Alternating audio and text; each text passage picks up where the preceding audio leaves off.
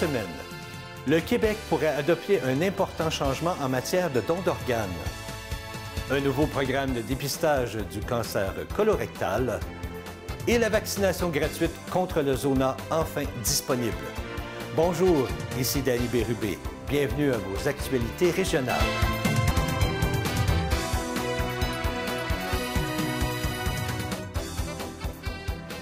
Bonjour à vous. J'espère que vous passez une agréable semaine du 1er mai 2023. La Sûreté du Québec demande l'aide du public pour retrouver Michel-Émery Lafont, 17 ans, de Joliette.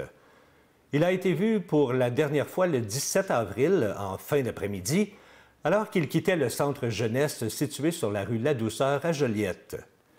Il mesure 5 pieds 6 pouces et pèse 100 livres. Il a les cheveux et les yeux bruns et la dernière fois qu'il a été vu, il portait un chandail à capuchon gris, des jeans bleus, un manteau bleu et des chaussures bleues. Toute personne qui apercevrait cet individu est priée de communiquer avec le 911. De plus, toute information pouvant permettre de retrouver cet individu peut être communiquée confidentiellement à la Centrale de l'information criminelle de la Sûreté du Québec au numéro affiché à l'écran. Le Québec pourrait adopter un important changement de paradigme en matière de dons d'organes. Plutôt que de devoir quérir une preuve de consentement d'un patient décédé, on présumerait de son statut de donneur jusqu'à preuve du contraire. Cette manière de renverser le fardeau vise à augmenter le nombre de donneurs et de prélèvements.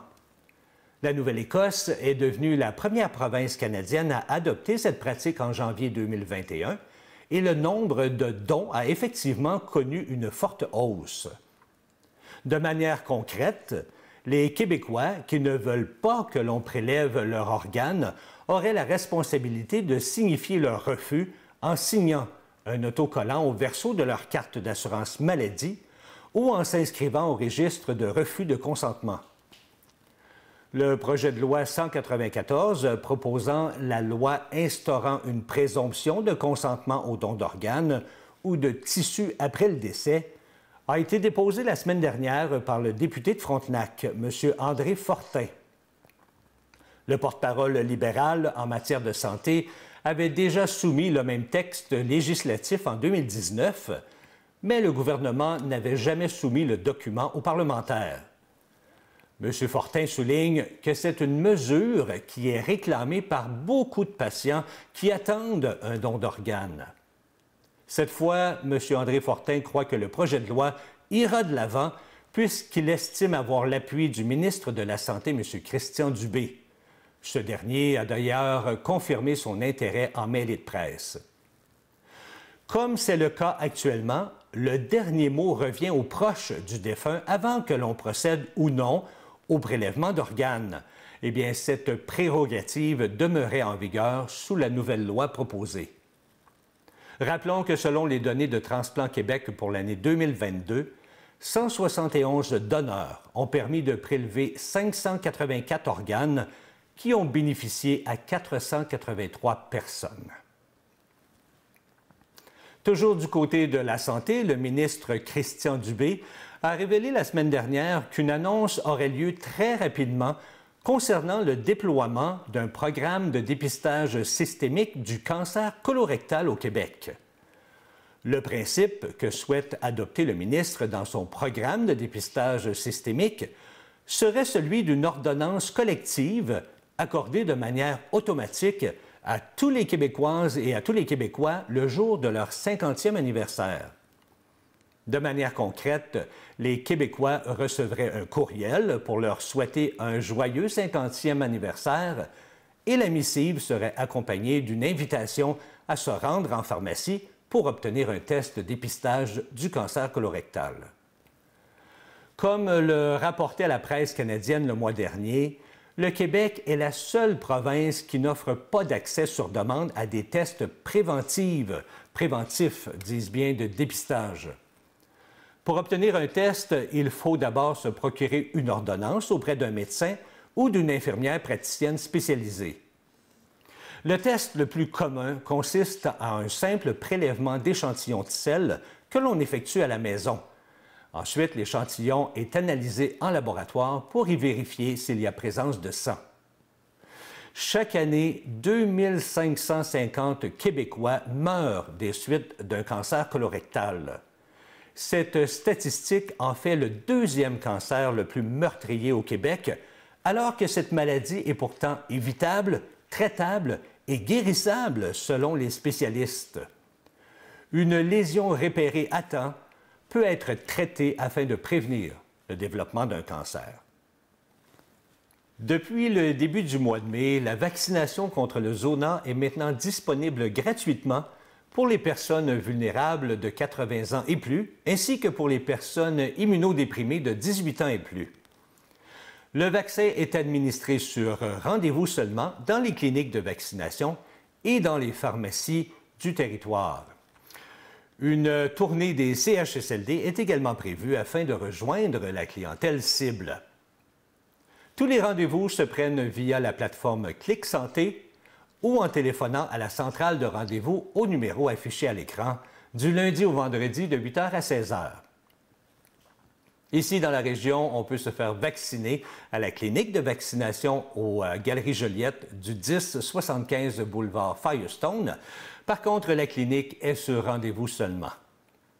Les personnes âgées de 50 ans et plus qui souhaitent réduire leur risque de développer la maladie peuvent recevoir le vaccin, mais des frais sont toutefois exigés. Ces personnes peuvent s'adresser à leur clinique médicale ou à leur pharmacie pour en savoir davantage. Le zona, malheureusement, est une maladie causée par la réactivation du virus varicelle zona. Et on dit qu'environ une personne sur 3 aura un épisode de zona au cours de la vie. L'incidence du zona augmente avec l'âge et en présence d'immunodépression. 3 individus ont été arrêtés la semaine dernière à Saint-Ambroise-de-Kildare grâce à la vigilance d'un citoyen qui les aurait aperçus en train de voler un catalyseur sur un véhicule en bordure de la rue sur la route 343. Les policiers ont reçu l'appel du citoyen en question qui les aurait aperçus en train de voler et qui a été en mesure de donner une description du véhicule dans lequel les suspects auraient pris la fuite en direction de Joliette. Quelques minutes plus tard, le véhicule avec les 3 suspects à bord a été localisé par les agents dans le secteur de Saint-Charles-Borromée. Les 3 suspects, âgés de 44 ans, 23 ans et un mineur, ont été arrêtés par les agents. Il y avait d'ailleurs 3 catalyseurs qui ont été saisis dans leur véhicule. Les 3 suspects ont rencontré les enquêteurs, ont été interrogés et ont été libérés avec condition. Petite nouvelle qui nous fait un peu sourire, mais qui nous fait aussi réfléchir.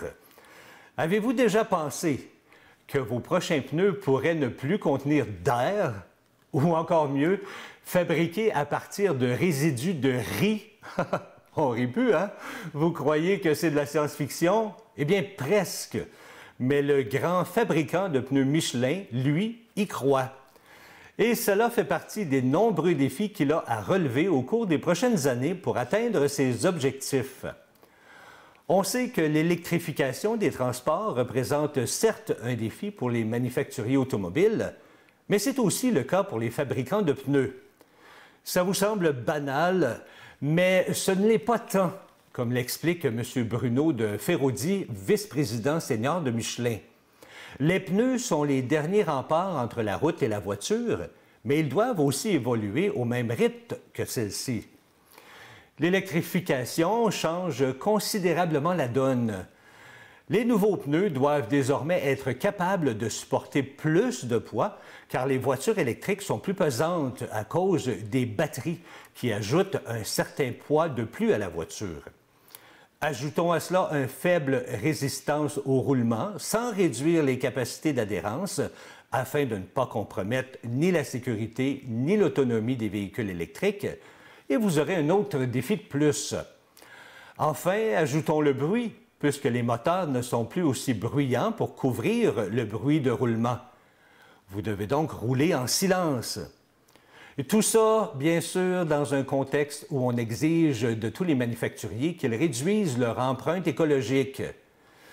Eh bien, pour Michelin, dont les pneus comptent chacun 200 composantes environ, le défi est de taille, car il faut utiliser des matériaux durables qui ne compromettent pas la sécurité, la solidité ou l'intégrité des pneus. Eh bien, un premier pneu contenant 45 de produits durables a déjà été créé. Et le résultat, eh bien, il semblerait qu'il est similaire à celui des pneus traditionnels. Pour ce qui est des pneus sans air, eh bien, il existe. Il s'appelle UPTIS. Il est depuis plusieurs mois mis à l'épreuve sur des véhicules de génie civil, comme des petits tracteurs, par exemple. Un corps policier s'est même montré intéressé parce qu'il semblerait que ça priverait les malfaiteurs de provoquer des crevaisons lors des poursuites. Mais pour le moment, l'avenir d'une commercialisation de masse ne semble pas très rose. Une analyse réalisée par une chercheuse de l'Université de Montréal démontre que l'activité physique semble avoir un rôle important à jouer dans la lutte à la dépendance. La doctorante Florence Piché et ses collègues ont épluché 43 études qui s'étaient penchées sur la question. 16 de ces études avaient vérifié si l'activité physique entraînait une réduction ou une cessation de la consommation. Et les 3/4 de ces 16 études ont constaté que cela se produisait lorsque les participants à un programme de lutte à la dépendance ajoutaient de l'activité physique au traitement habituel. Un peu moins du tiers des études revisées ont aussi mesuré une réduction des symptômes dépressifs des participants qui s'entraînaient. La forme d'activité physique la plus étudiée était la course à pied. D'autres chercheurs se sont intéressés au yoga, au cyclisme, à l'entraînement musculaire, à la marche et à d'autres formes de mouvement. On a trouvé que la fréquence d'activité physique la plus courante était 3 sessions d'environ 1 heure chaque semaine. Selon Mme Piché, les gens qui ont un problème de dépendance ont rarement seulement un problème de dépendance. Ça vient souvent avec un trouble psychiatrique, dont le fait d'aider l'autre trouble psychiatrique pourrait venir jouer sur la santé mentale globale de la personne. Alors que vous ayez un problème de dépendance ou non, on vous invite ce samedi 6 mai à faire de l'exercice et de profiter de l'extérieur en cette journée du sport, de l'activité physique. Il y a au cœur du village de Saint-Gabriel, plus précisément au 25 boulevard Houle, un véritable bijou au potentiel immense tant au plan culturel que touristique. C'est l'ancien presbytère, construit au milieu du 19e siècle. Il y a 12 ans, étant voué à la démolition pour faire place à la nouvelle caisse Desjardins, il a été acheté in extremis par une citoyenne de Saint-Gabriel de Brandon. Elle l'a fait déménager et lui a redonné son lustre au prix de nombreuses réparations et d'importants investissements. Sa propriétaire, malheureusement, a décidé de le mettre en vente, ne pouvant plus s'en occuper. Alors, on a décidé de créer un comité citoyen qui s'est formé pour se donner la mission d'inciter les pouvoirs publics à profiter de différents programmes de soutien financier gouvernementaux pour en faire l'acquisition et le mettre au service de la population qui l'a bâti et financé depuis plus de 150 ans. On aimerait donc que ce bâtiment reste dans le giron du patrimoine collectif. Pour alerter les décideurs, le comité planifie plusieurs démarches, comme par exemple une intervention auprès des conseils municipaux, une intervention auprès de la MRC de Dautré et aussi de divers acteurs du milieu, tant sur le plan économique, touristique que culturel. Une récente étude commandée conjointement par Culture Lanaudière et Tourisme Lanaudière indique que l'offre culturelle touristique doit évoluer et s'adapter à l'évolution constante du marché touristique et des besoins des visiteurs. Cette étude recommande de créer de nouveaux espaces culturels intérieurs dans le Nord afin de favoriser chez les vacanciers la découverte de l'offre culturelle touristique durant leur séjour. Et c'est exactement ce qu'offre l'ancien presbytère de Saint-Gabriel, une formule clé en main. L'ancien presbytère possède dans son état actuel toutes les qualités et tout le potentiel pour devenir soit une maison de la culture, soit un centre d'artistes autogéré ou encore un centre d'art. Le comité compte organiser une journée porte ouverte le 27 mai prochain pour sensibiliser la population tout aussi bien que les décideurs à la valeur exceptionnelle que ce bâtiment représente pour sa collectivité. Pour connaître la suite de cette démarche, la commenter ou encore l'appuyer, on peut s'inscrire à la page Facebook intitulée « Pour le retour de l'ancien presbytère de Saint-Gabriel dans le giron collectif ». Un projet de balado-diffusion avec nos aînés. Quelle belle idée originale de la part d'un citoyen de Saint-Damien, M. Francis Jaudoin. Projet réalisé grâce au soutien du programme Nouveaux Horizons pour les aînés de la Corporation de développement de Saint-Damien. Le dimanche 7 mai prochain, à 14 h, aura lieu le lancement officiel de ce balado à la salle des loisirs du 6851 chemin Montauban à Saint-Damien. On vous invite donc à venir à la rencontre de l'équipe du projet et aussi de certains de ses participants de ce balado. Un balado intitulé « Ça s'est passé à Saint-Damien ».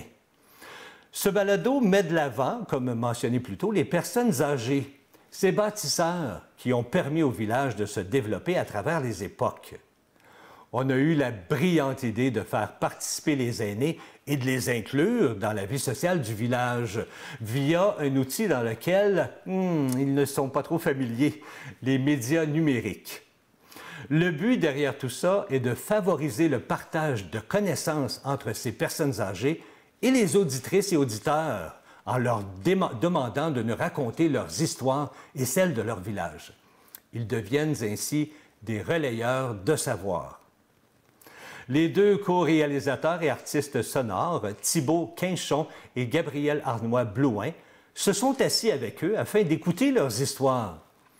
Ils nous racontent ce qu'était la vie à la ferme dans ces temps-là, la manière dont ils ont grandi et joué dans les rues, ou encore à quoi ressemblait la vie d'un écolier qui devait se rendre à pied à son école de rang. Eh bien, toutes ces histoires vous seront dévoilées au cours de ces différents balados. Dimanche le 7 mai, si vous êtes présent au lancement, vous aurez la chance de découvrir les 2 premiers épisodes de cette balado-diffusion, ainsi qu'une courte performance du musicien-guitariste Jean-Sébastien Ricard, qui reprendra les thèmes musicaux du balado. Voici pour vous un extrait sonore d'un épisode de ce balado. J'ai 80 ans, il y en a passé des affaires dans ma vie. Je pense que Saint-Damien a un cachet. C'est le milieu, c'est l'eau, les montagnes, la forêt, la tranquillité. Ça s'est passé à Saint-Damien. C'est une collection d'histoires rattachées à un village de la Naudière, Saint-Damien. On y trouve 125 lacs, puis environ 2000 personnes. Alors Saint-Damien, il est comme enclavé. En haut, tu as la pourvoirie. À l'est, Manville. Au nord de Saint-Émilie. À l'ouest, Saint-Jean-de-Mata. Ici, on donne la parole à nos aînés. Ils nous racontent leur vie quotidienne rythmée par les saisons, les histoires d'école, les vieilles traditions, les fêtes, les événements qui les ont marqués. Si vous avez à vous rendre à Joliette dimanche prochain, le 7 mai, soyez avisés que plusieurs rues seront fermées à la circulation à l'occasion de la course aux 1000 pieds. Cet événement sportif au profit de la Fondation des Samars se déroulera sur les pistes cyclables longeant la rivière l'Assomption, ainsi que dans les parcs Louis-Querbe et Renault. De plus, des artères dans les secteurs Saint-Jean-Baptiste et du centre-ville seront aussi utilisées par les coureurs. En raison de la tenue de cette course, bien, la place Bourget et le boulevard Manceau seront fermés de 6 h du matin jusqu'à midi. La ville de Joliette invite aussi les résidents concernés à stationner leurs véhicules dans une rue avoisinante. Le beau temps s'en vient, oui, je vous le dis, c'est sûr qu'on va avoir un bel été. Il faut y croire, il faut être positif. Et quand on parle de beau temps, bien, on parle aussi de jardinage, bien sûr. Alors, pour les amoureux de jardinage et de plantes, on vous attend à la place Bourget-Nord le samedi 13 mai pour la 4e édition du marché de fleurs de Joliette. C'est l'occasion idéale pour découvrir de nouvelles espèces de plantes. Il y aura une douzaine de fermes, de pépinières et de producteurs qui seront rassemblés sur la place pour vous proposer une foule de plants de légumes, de fleurs, fines herbes, fruits, arbustes, semences et j'en passe. Et pour les docteurs en herbe, eh bien, on vous propose même des plantes médicinales. Alors, on vous attend le samedi 13 mai sur la place Bourget-Nord de 9h à 15h. Ah oui, emmenez les tout-petits aussi, car il y aura animation, maquillage et sculpture de ballons. On va juste espérer que la chaleur et le beau temps soient de la partie pour cette belle journée en famille.